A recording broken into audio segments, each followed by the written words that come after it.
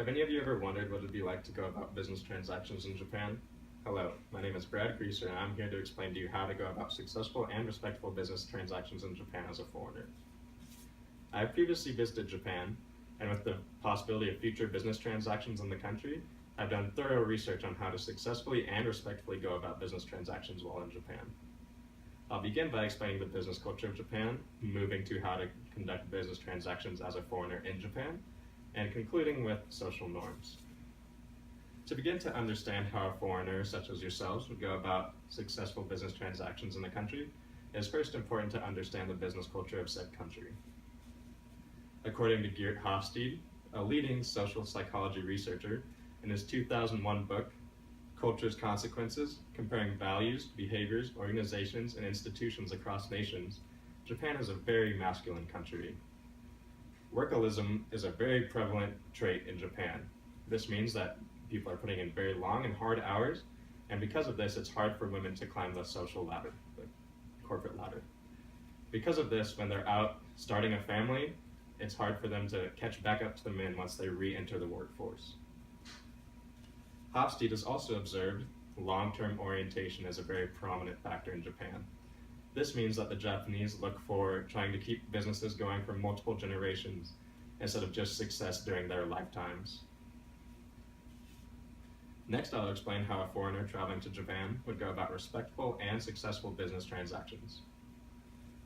According to the 2015 Culturegram's online World Editions entry on Japan in the section General Attitudes, gift giving is vital. From my personal experience in Japan, gift giving, especially to hosts, is a very important part of the culture.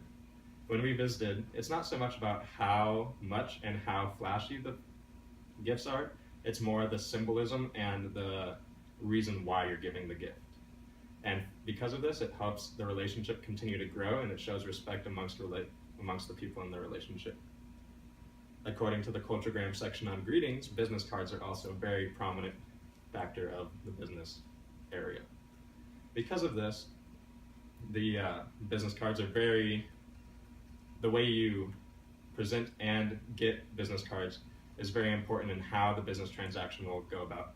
If you receive a business card very disrespectfully, it will look very negative and will look like you have no interest in that business transaction. Lastly, it is important to understand cultural norms.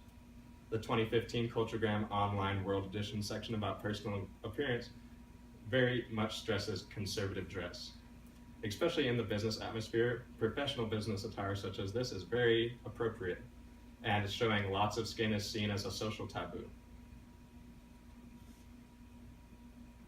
The Culturegram sections on greetings explains that bows are very important in the country.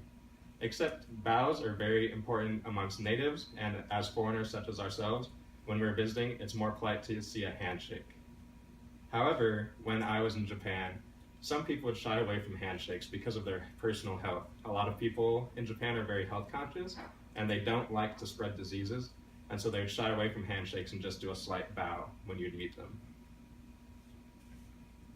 Clearly, before traveling to Japan, it is important to research the culture and gain a deeper understanding of the culture in which you are entering.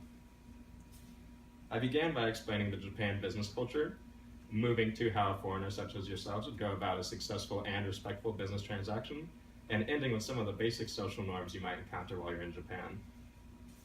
If you ever have the chance to do business in Japan, I hope you remember these facts, and I hope it will lead to success in your endeavor. Thank you.